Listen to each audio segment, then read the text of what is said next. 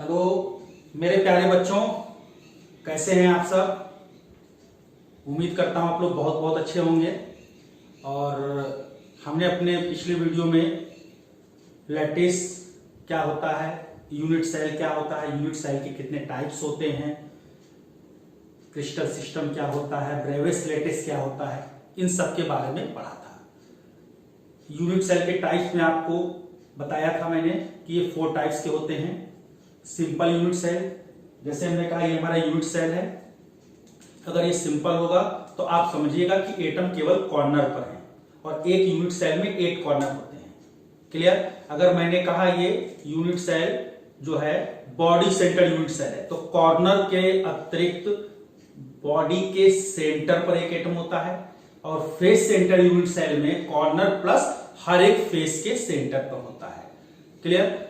आप बताइए, unit cell में 6 फेज होते हैं, 1 2 3 4 5 6 फेज होते हैं। कॉर्नर 8 होते हैं। क्लियर। अगर आपसे पूछें कि एज कितने होते हैं तो एज कितने होंगे, 1 2 3 4 और 4 नीचे 8 9 10 11 और 12 एज होते हैं। कॉर्नर पर जो एटम होता है उसका एक यूनिट सेल में 1/8 कंट्रीब्यूशन होता है, क्योंकि जो कॉर्नर वाला एटम होता है वो 8 यूनिट सेल से सराउंड होता है, 8 यूनिट सेल को टच करता है। तो एक एटम 8 यूनिट सेल को टच करेगा तो एक यूनिट सेल में कितना उसका पार्ट होगा, 1/8। तो कॉर्नर पर जो एटम होता है उसका एक यूनिट सेल में 1/8 कंट्रीब्यूशन होता है। जो फेस पे होता है, इसके बगल में एक यूनिट सेल और होगा, जो फेस पर हमारा एटम होगा, क्लियर, उसका एक यूनिट सेल में पर यूनिट सेल में जो कंट्रीब्यूशन होता है वो 1/2 होता है। क्लियर होगा। और जो बॉडी सेंटर पे होगा उसका पूरा कंट्रीब्यूशन उस यूनिट सेल में होता है। जेड इफेक्टिव क्या होता है, किसी भी यूनिट सेल में टोटल एटम्स कितने हैं, चाहे वो कॉर्नर पे हो, चाहे फेस पर हो, चाहे बॉडी में हो, वो जेड इफेक्टिव कहलाता है। क्या कहलाता है, जेड। जेड मतलब number of atoms present in per unit cell, that is called Z effective. चलिए, इन सब बातों को हम लोगों ने पिछले वीडियो में पढ़ा। आप लोग नहीं पढ़े हैं, अगर जो बच्चे इनका छूट गया है तो पिछले वीडियो को आप देख लें कायदे से। आज हम उसी से रिलेटेड कुछ न्यूमेरिकल्स लगाएंगे। जैसे इस न्यूमेरिकल को ध्यान से देखिए, क्या कह रहा है, a compound form by elements X and Y has the cubic structure. हमारा जो यूनिट सेल है वो क्यूबिक है। क्यूबिक यूनिट सेल के बारे में बताया था, जिसमें एज लेंथ और जो एंगल्स हैं, क्लियर, एज लेंथ इक्वल होती है और एंगल जो अल्फा बीटा गामा वो सब कितने के होते हैं, 90 डिग्री के होते हैं। चलिए, मान लो ये यूनिट सेल है, कह रहा कि एक्स और वाई जो एटम्स हैं, एक्स कह रहा है कहां पर है, कॉर्नर्स पर है, और वाई जो एटम्स है वो कहां पर, फेस पर है। ये हमारे बताए थे 8 कॉर्नर होते हैं, कॉर्नर पर एक्स एटम है।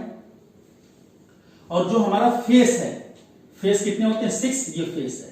इस फेस पर वाई एटम है, 1 2 3 4, एक पीछे और एक वाई एटम है। और आगे कह रहा कि जो एक्स जो है 1 एटम एक्स वो मिसिंग है। मिसिंग मतलब टोटल कॉर्नर 8 हैं, एक कॉर्नर पर हमारा एक्स एटम नहीं है, एक कॉर्नर पर एक्स नहीं है। तो कॉर्नर पर जो एटम्स हैं वो 7 कॉर्नर्स पर हैं और फेस कितने हैं, 6 फेस पर एटम है। तो बताइए, जेड इफेक्टिव मतलब पर यूनिट सेल में कितने एटम्स हैं और प्लस उस कंपाउंड का फार्मूला क्या होगा। तो पहले आप पता लगाइए कि इस यूनिट सेल में कितने एक्स एटम है और कितने वाई एटम है। तो सबसे पहले हम देखते हैं number of x atoms. X कितने एटम है, एक्स के इस यूनिट सेल में, पर यूनिट सेल में कितने एटम है। तो बताइए, कॉर्नर पर जो एटम होता है उसका कंट्रीब्यूशन कितना होता है, 1/8। और एक मिसिंग है, एक कॉर्नर पर क्या है, एटम नहीं, 1 atom x is missing from the corner. तो इसका मतलब कितने कॉर्नर पर एटम है, 7। तो पूरा टोटल एटम कितना हुआ, 7/8। एक यूनिट सेल में टोटल एटम कितना हुआ, 7/8। अब number of Y atoms per unit cell निकाल लीजिए, नंबर ऑफ वाई एटम्स बताइए।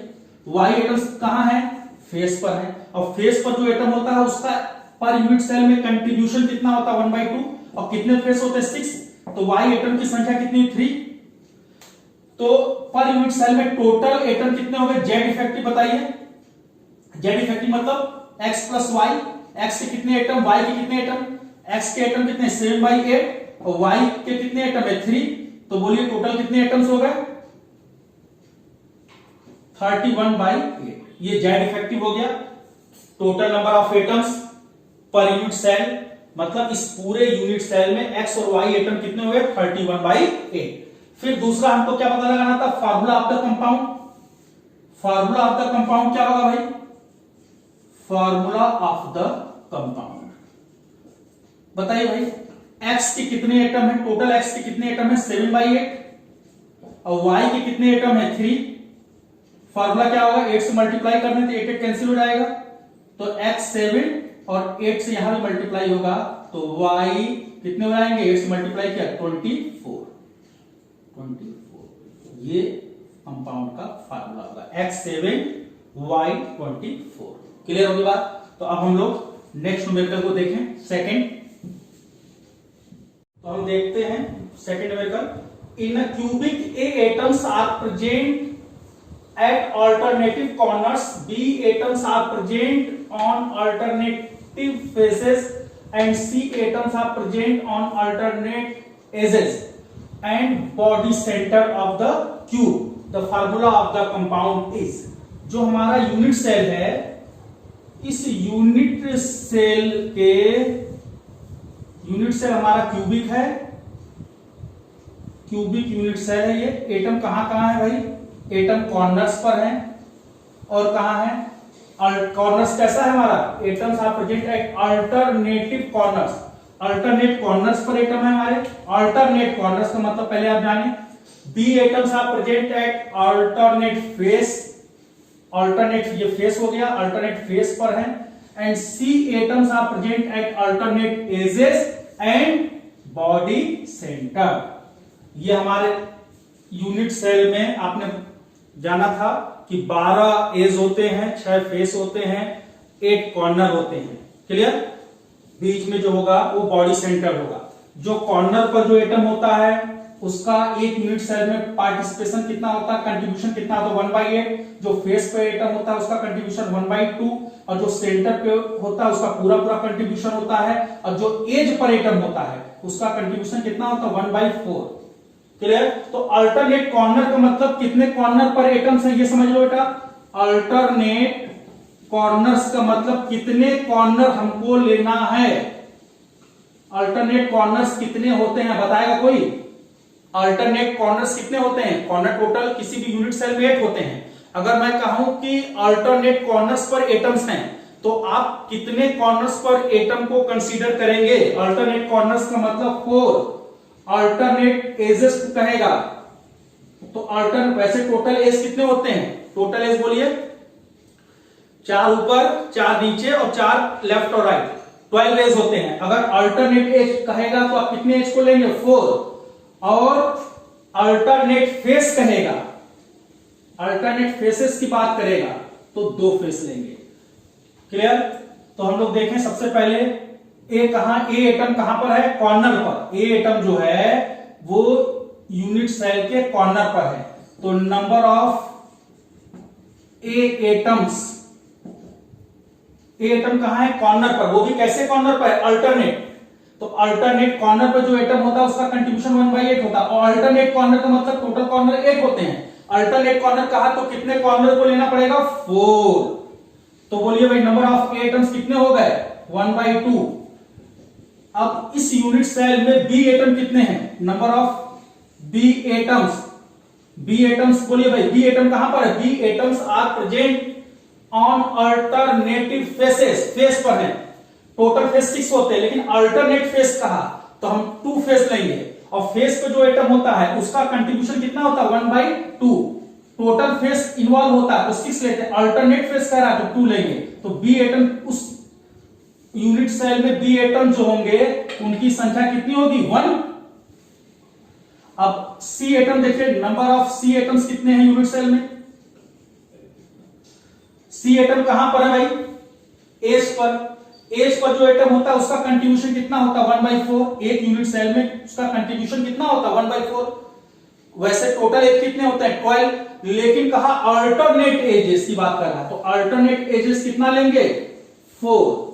तो इंटू 4, तो नंबर ऑफ सी एटम कितना आ गया 1। बताइए भाई फार्मूला ऑफ द कंपाउंड क्या हो जाएगा, फार्मूला ऑफ द कंपाउंड बताइए भाई, ए के कितने एटम हैं 1/2, बी के कितने एटम हैं 1 और सी के भी कितने एटम है 1। ठीक है, ये 1/2 फ्रैक्शन में है, इसको होल नंबर में चेंज कर दीजिए, 2 से मल्टीप्लाई कर दीजिए तो 2 कैंसिल हो जाएगा, A B2C2।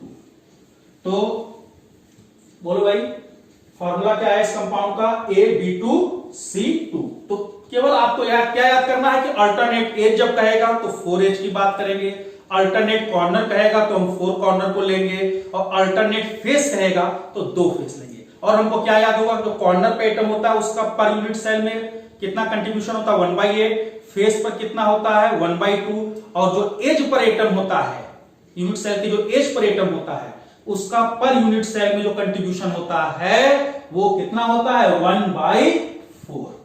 कितना होता है 1/4, क्योंकि वो 4 यूनिट उसका एटम, एज वाला एटम 4 यूनिट सेल से क्या होता है सराउंडेड होता है। क्लियर। तो अब हम लोग बेटा नेक्स्ट थर्ड प्रॉब्लम देखते हैं। तो बच्चों आइए हम लोग थर्ड न्यूमेरिकल देखें। ए compound form by elements X has a cubic structure in which X atoms are at the corners of the cube। जो X एटम है वो क्यूब के कॉर्नर पर है, एंड आल्सो अल्टरनेट फेस, मतलब जो X एटम है वो कॉर्नर पर भी है और अल्टरनेट फेस पर भी है, मतलब एक ही एटम कॉर्नर पर भी है और अल्टरनेट फेस पर भी है। Y atoms are present at the body center and also alternate edge center of the cube। मतलब जो Y एटम है वो बॉडी सेंटर पर है और अल्टरनेट एज पर है। तो Z इफेक्टिव निकालना है, total number of atoms in a cube find out करना है, और लास्ट में फार्मूला ऑफ द कंपाउंड निकालना है। तो बोलिए Z इफेक्टिव का मतलब क्या होता है, किसी भी एक यूनिट सेल में कितने एटम, किसी भी पर यूनिट सेल में इफेक्टिव एटम्स का जो टोटल नंबर है that is called Z effective. मतलब effective number of atoms per unit cell. Effective number मतलब एक यूनिट सेल में एटम का कितना कितना पार्ट है, चाहे वो X एटम हो, चाहे वो Y एटम हो, चाहे वो Z एटम, एक यूनिट सेल में टोटल इफेक्टिव नंबर्स एटम्स के कितने हैं, that is called Z effective. तो बताइए भाई Z इफेक्टिव मतलब कैसे निकलेगा हमको, सबसे पहले number of X atom find out करें। नंबर ऑफ X एटम मतलब उस पर यूनिट सेल में X एटम कितने हैं, सबको ऐड कर देंगे तो पूरा जो है Z इफेक्टिव निकल जाएगा। Number of X atoms, X atom कहां कहां है भाई, देखिए कहां कहां है X एटम्स, कहां कहां है बोलिए, कॉर्नर पर हैं और अल्टरनेट फेस पर है। तो कॉर्नर पर अगर एटम होगा तो कंट्रीब्यूशन कितना होगा 1/8, और कॉर्नर कितने होते हैं 8, प्लस फेस पर जो एटम होता है उसका कंट्रीब्यूशन कितना होता है 1/2, और अल्टरनेट फेस है तो अल्टरनेट फेस का मतलब हमारे केवल 2 ही फेस पर एटम है। तो बोलिए total number of X atom कितना हो गया भाई 2। नंबर ऑफ Y एटम्स बोलिए भाई, number of Y atoms, Y atoms कहां कहां पर हैं, Y atoms are present at body centre और अल्टरनेट एज। बॉडी सेंटर का मतलब बोलिए भाई, बॉडी सेंटर पर जो होगा उसका पूरा पूरा कंट्रीब्यूशन होगा 1 का, प्लस अल्टरनेट एज पर जो एटम होता है उसका कंट्रीब्यूशन कितना होता है 1/4, और अल्टरनेट एज का मतलब कितना एज लेंगे 4, तो बोलो Y एटम कितने हो गए 2, तो X एटम 2 हो गया और Y एटम भी 2 हो गया। तो Z इफेक्टिव मतलब होता है number of atoms, total number of atoms per unit cell. बोलिए भाई तो Z इफेक्टिव का मतलब क्या होगा, Z इफेक्टिव मतलब कितने यूनिट सेल में X एटम है और कितने Y एटम है। तो X और Y का सम कर देते हैं, तो X एटम 2 है, Y एटम 2 है, तो Z इफेक्टिव को मतलब कितना आ गया 4, मतलब उस यूनिट सेल में टोटल जो एटम्स होंगे X और Y मिला के कितने होंगे 4 होंगे। बी पार्ट देखिए भाई, टोटल नंबर ऑफ एटम्स, देखिए बड़ा कंफ्यूजन है, टोटल नंबर ऑफ एटम लोग बहुत बार 4 लिख देते हैं, लेकिन यहाँ Z इफेक्टिव पूछा है, ये भी नंबर ऑफ एटम्स को रिप्रेजेंट करता है, ये भी नंबर ऑफ एटम्स रिप्रेजेंट करता है। ये इफेक्टिव मतलब कितना कंट्रीब्यूशन है हर एक एटम का पर यूनिट सेल में कितना कंट्रीब्यूशन है, वो इफेक्टिव एटम्स की हम यहाँ पे बात कर रहे हैं, total number of effective atoms per unit cell में। और यहाँ पर पूरे यूनिट सेल में कुल कितने एटम हैं, ये जरूरी नहीं कि पूरा पूरा उसका 100% कंट्रीब्यूशन हो, नहीं, पर यूनिट सेल में कितने एटम बिलोंग कर रहे हैं, चाहे वो कॉर्नर पर टच कर रहे हो, चाहे फेस पर हो, चाहे बॉडी सेंटर पर हो, उनका हमको सम चाहिए। तो बी जो है टोटल नंबर ऑफ, क्या फाइंड आउट करना है, टोटल नंबर ऑफ एटम्स, कौन सा एटम्स, इन अ क्यूब, इन अ क्यूब। अब बताइए हमारे पास एटम कहां कहां है, एक कॉर्नर पर है, कॉर्नर पे कितने एटम होंगे, हर एक कॉर्नर पर होगा तो 8 कॉर्नर होते तो 8 ये हो गया।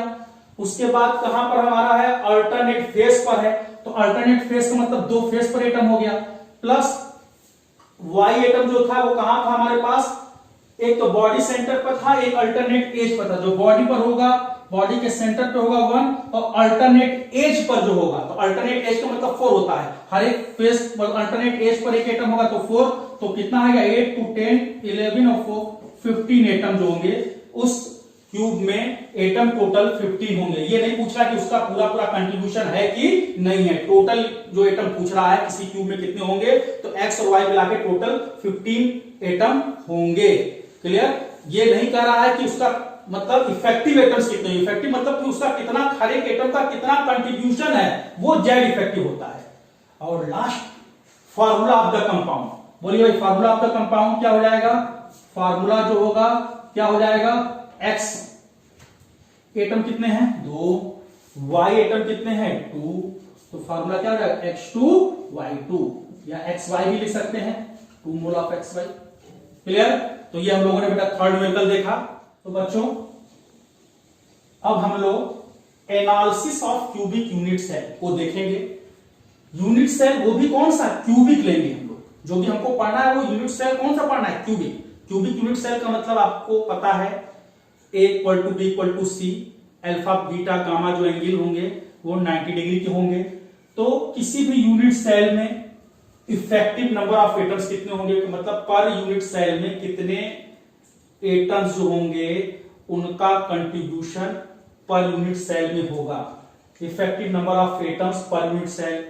उसके बाद हमको पढ़ना है जो यूनिट सेल है हमारा, अगर ये क्यूबिक के बारे में पढ़ना है तो क्यूबिक यूनिट सेल में जो एज लेंथ है, और सपोज दैट जो एटम होगा उसका रेडियस मान लेते हैं r है, जो पार्टिकल्स है उसका रेडियस r है, तो एज लेंथ और एटम या स्फीयर के रेडियस में क्या रिलेशन होगा। किसी भी यूनिट सेल में जो एटम होंगे उनका कोऑर्डिनेशन नंबर क्या होगा, क्लियर, पैकिंग फ्रैक्शन क्या होगा, यूनिट सेल का जो है पैकिंग फ्रैक्शन क्या होगा, इन सब की स्टडी जो है हम analysis of cubic unit cell के अंतर्गत करेंगे। तो सबसे पहले हम लोग effective number of atoms per unit cell निकालना जाने। यूनिट सेल में कौन सा लेंगे, क्यूबिक यूनिट सेल लेंगे, effective number of atom per unit cell, लेकिन कौन सा यूनिट सेल, क्यूबिक। तो क्यूबिक यूनिट सेल में आपको पता है हमको एक क्यूब ड्रॉ करना है, ये क्यूब बनाया, ए बी सी इक्वल होंगे, अल्फा बीटा 90 होंगे।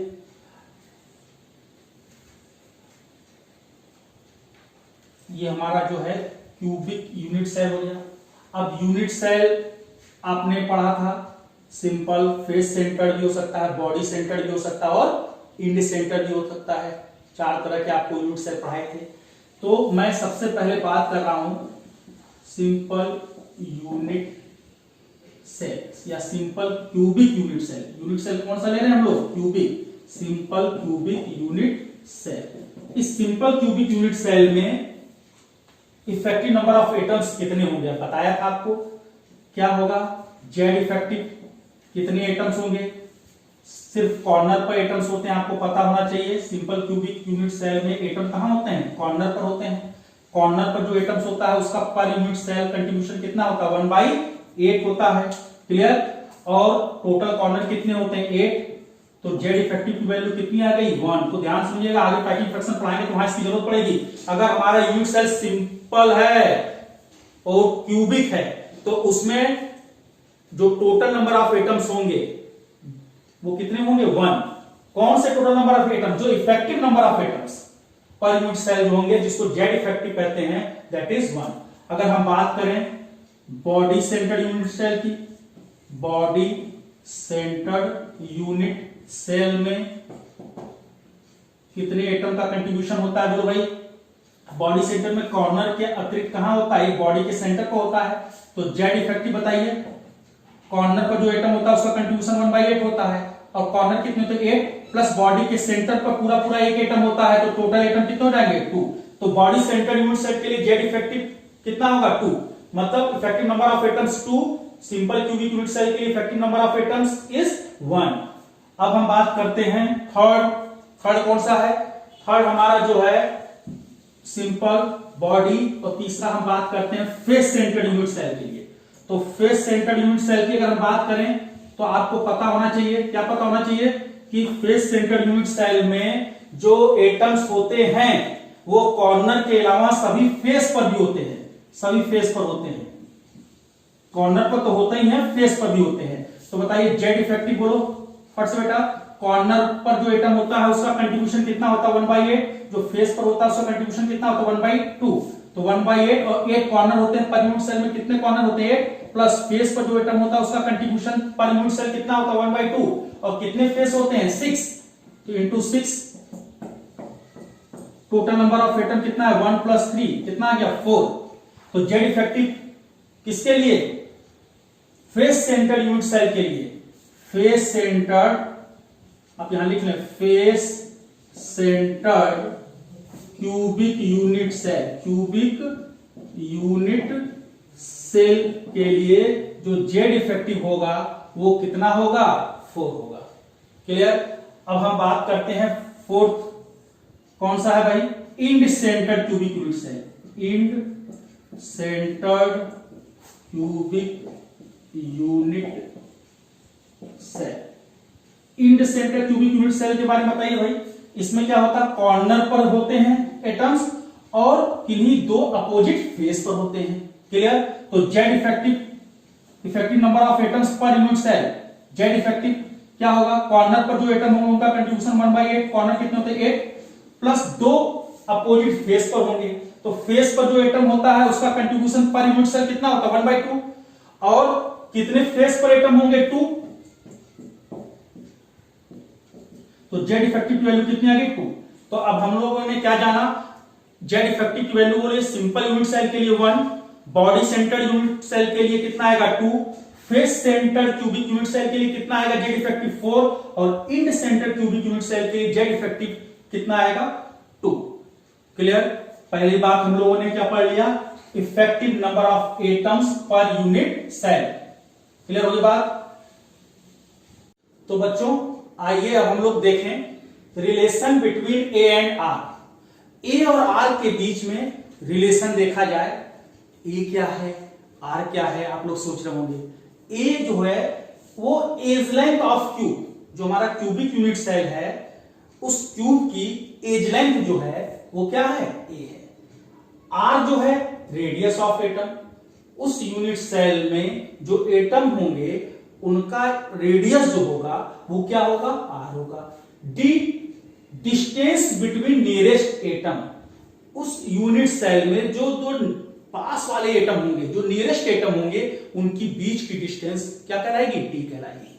तो अब हम लोग अलग अलग यूनिट सेल के लिए ए और आर में क्या रिलेशन होता है उसको फाइंड आउट करेंगे। सबसे पहले सिंपल क्यूबिक यूनिट सेल के लिए ए और आर में क्या रिलेशन होगा उसको देखेंगे, फिर body centred cubic unit cell के लिए, फिर face centred cubic unit cell के लिए। ये बेटा एग्जाम के लिए, बोर्ड के एग्जाम के लिए या मेडिकल और इंजीनियरिंग के एग्जाम के लिए बहुत बहुत बहुत इंपॉर्टेंट है। आप पुराने पेपर्स को देखिएगा, डायरेक्ट क्वेश्चन इसी से पूछ दिया जाता है। ए और आर पर न्यूमेरिकल पूछ दिया जाता है, या ऑप्शन दे देगा ए और आर के बीच में सिंपल क्यूबिक यूनिट सेल के लिए क्या रिलेशन होता है, body centred cubic unit cell के लिए ए आर में क्या रिलेशन होता है, ठीक है, बॉडी सेंटर के लिए ए और आर में क्या रिलेशन होता है। तो एक एक करके देखा जाए। तो सबसे पहले हम लोग स्टार्ट करते हैं for simple cubic unit cell. Simple cubic unit cell, अगर हमारा यूनिट सेल सिंपल होगा तो वहां पर ए और आर के लिए क्या रिलेशन होगा। सिंपल क्यूबिक यूनिट सेल का मतलब बोले भाई एटम कहां पर होते हैं, कॉर्नर पर होते हैं। ये देखिए सिंपल क्यूबिक यूनिट सेल है। यूनिट सेल हमारा क्यूब है, क्यूब का मतलब क्या हुआ, यहां पर जो एज लेंथ है वो सभी ए होगा, क्लियर, एंगल 90 होगा। और सिंपल यूनिट सेल है तो एटम कहां पर प्रेजेंट होंगे बेटा, केवल कॉर्नर पर, 8 कॉर्नर होते हैं।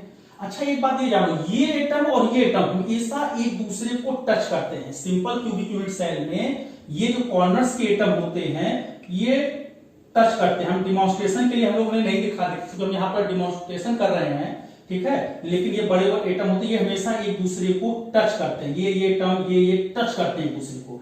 चलिए अगर ना समझ में आ रहा तो देखिए मैं बना रहा हूं, ऐसे समझ, इसको ऐसे समझिएगा। जो कॉर्नर पे एटम होते हैं इस तरह से एक दूसरे को, देखिए पहला एटम, ये दूसरा एटम हो गया, ये हमारा तीसरा एटम हो गया, ये आपका चौथा एटम हो गया, 4 ऊपर हो गए। अब इसी तरह से एक नीचे बना लेते हैं, देखिए 5वां एटम हो गया हमारे पास, क्लियर। इसके बाद जो है ये देखिए हमारा 6वां आइटम हो गया, 6 ये हो गया, क्लियर। अब देखिए ये 7वां आइटम हो गया और ये हमारा 8वां आइटम हो गया, 8वां आइटम हो गया। सब देखिए एटम एक दूसरे से क्या कर रहे हैं, टच कर रहे हैं। देखिए ये हमारा यूनिट सेल, अगर आपको हम दिखाना चाहें तो यूनिट सेल भी देख सकते हैं आप इसको कायदे से, देखिए ऐसा।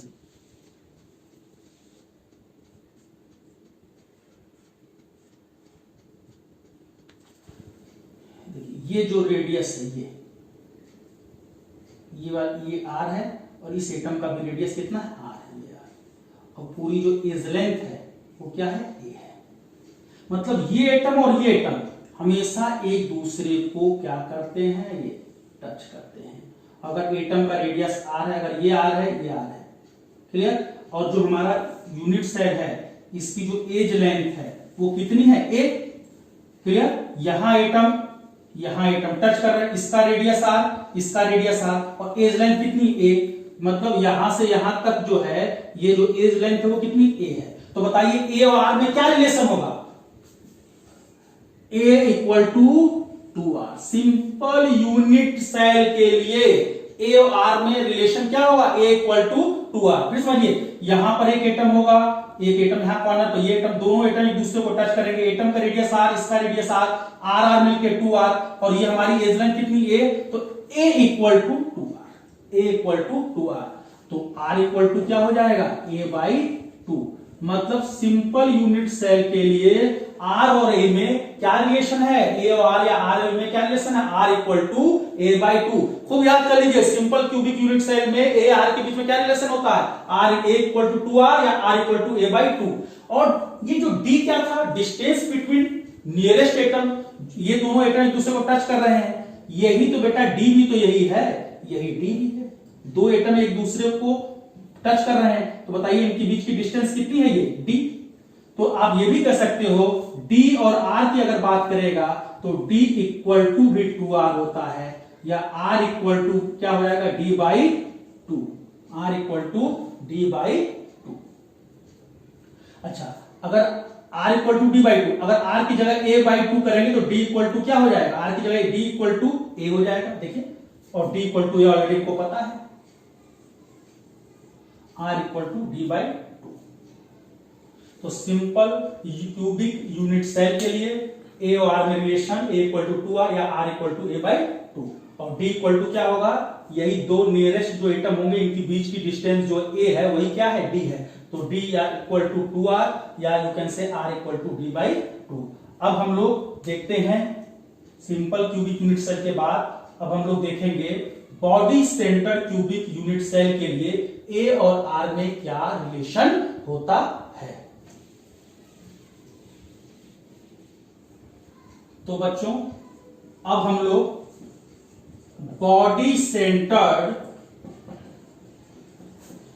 क्यूबिक यूनिट सेल के लिए a और r में रिलेशन फाइंड आउट करेंगे। तो body centred cubic unit cell क्या होता है बताइए जल्दी से आप।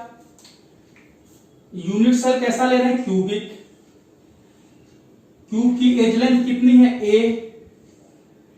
तो हम लोग क्या बना रहे हैं, क्यूब। एज लेंथ कितनी है क्यूब की, A. Clear. Body centred cubic unit cell में एटम कहां कहां होता है, कॉर्नर पर होता है। 8 कॉर्नर होते हैं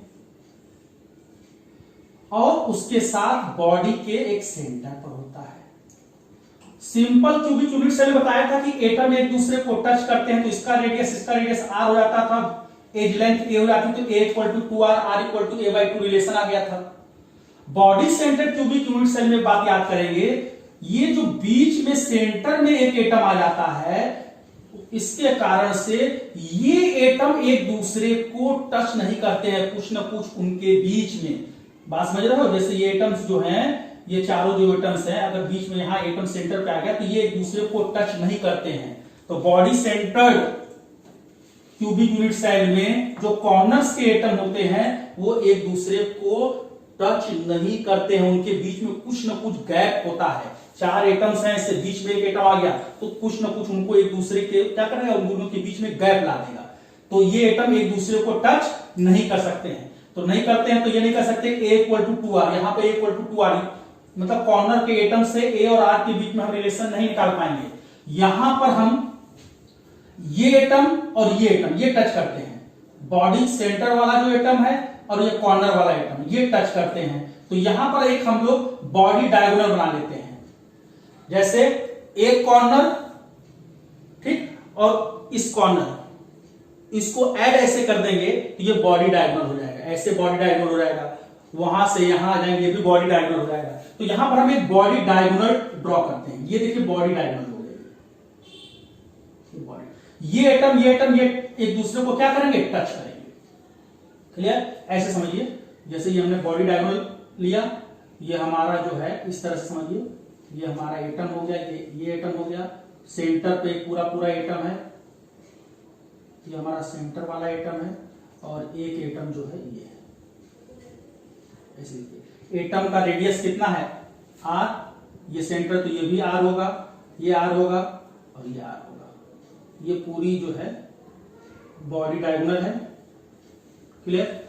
अच्छा, अगर हम आपसे कहें कि पाइथागोरस बॉडी डायगोनल पर हम लोग पाइथागोरस थ्योरम लगाएं, अच्छा ये बताइए एज लेंथ कितनी है क्यूब की, a, ये भी ये होगा, ये भी ये होगा, ये r, ये टच कर रहे हैं, ये पूरा पूरा r इधर होगा, r इधर होगा, और ये वाला r, उसको देखिए ऐसे समझिए, ये वाला एटम ये है, ये बॉडी के सेंटर वाला है एटम ये, और ये किनारे वाला, सभी एक दूसरे को टच कर रहे हैं, 1 2 3, ये सेंटर है तो इधर रेडियस r होगा, तो ये भी रेडियस r होगा, तो ये पूरा बॉडी डायगोनल कितना होगा, 4r।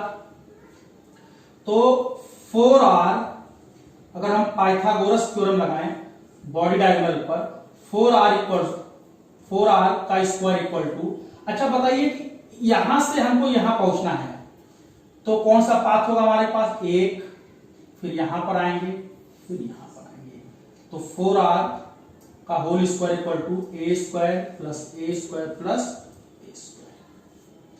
तो 4r का स्क्वायर कितना होता है, 16r square equal to 3a square. Clear. तो r स्क्वायर इक्वल टू, बोलिए भाई, r स्क्वायर इक्वल टू कितना हो जाएगा, 3/16a स्क्वायर।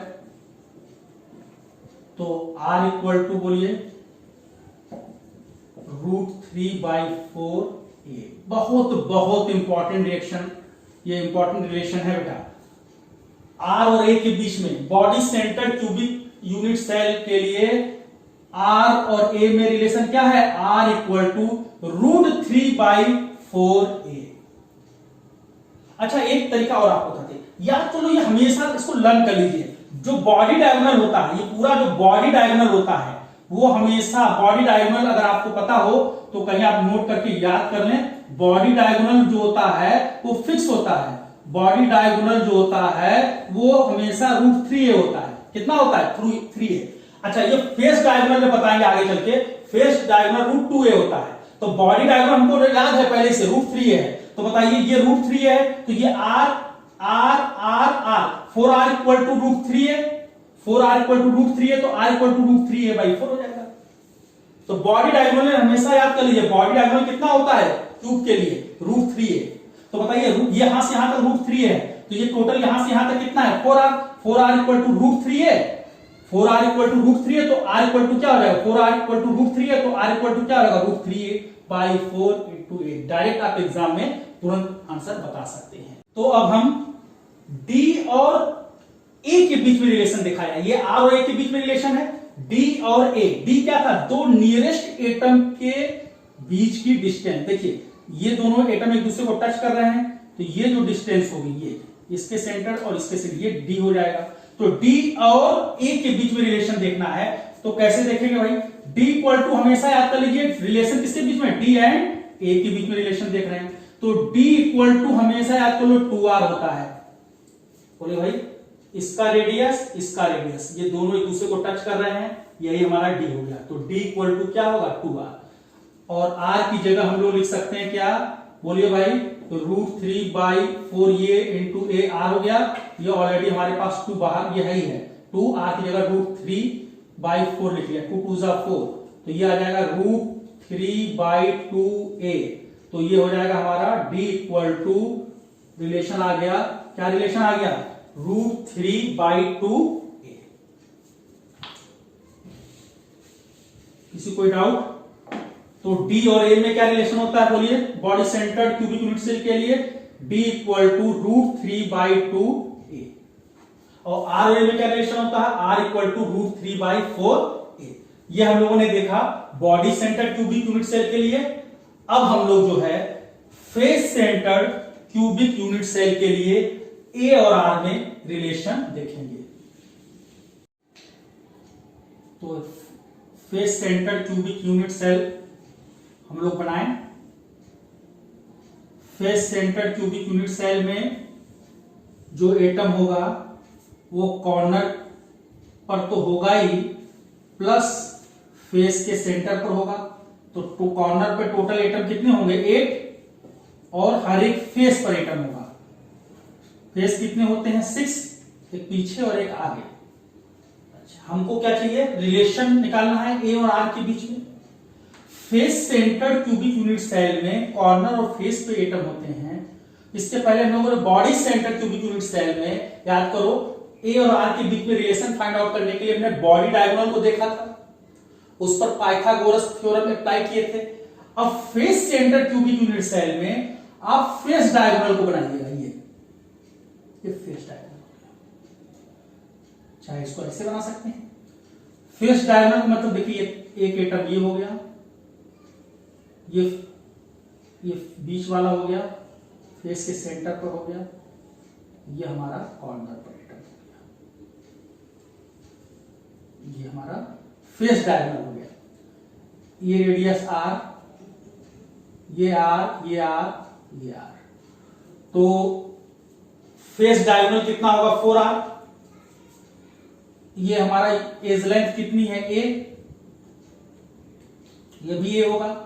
अगर हम यहां पाइथागोरस थ्योरम लगाते हैं, फेस डायगोनल पर लगाएं, तो यहां से यहां तक टोटल डिस्टेंस कितनी होगी 4r।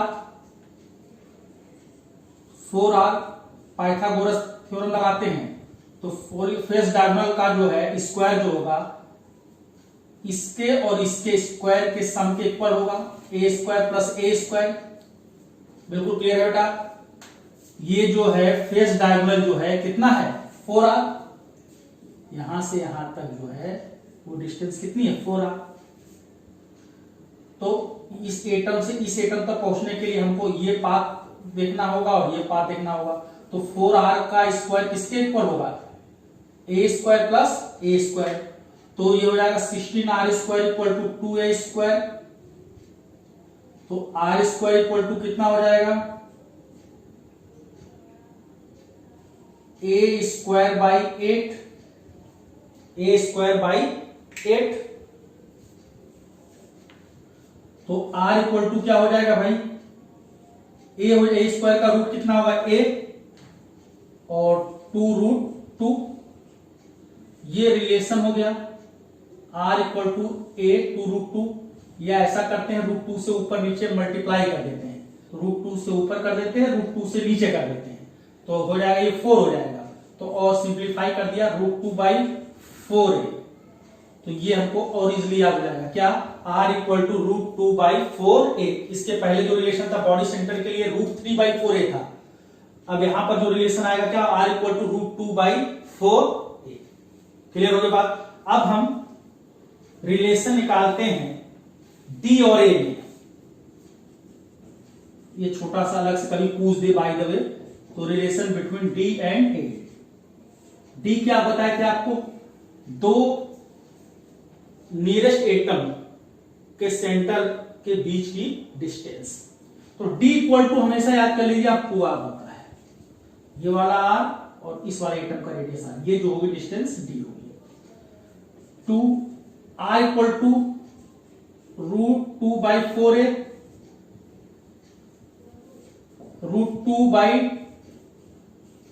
√2/2a, ये हो गया। और अगर आप सिंप्लीफाई करना चाहते हैं तो √2 से ऊपर नीचे मल्टीप्लाई कर दें, √2 से ऊपर मल्टीप्लाई किया 2 हो जाएगा, और √2 से नीचे मल्टीप्लाई किया तो क्या हो जाएगा, d इक्वल टू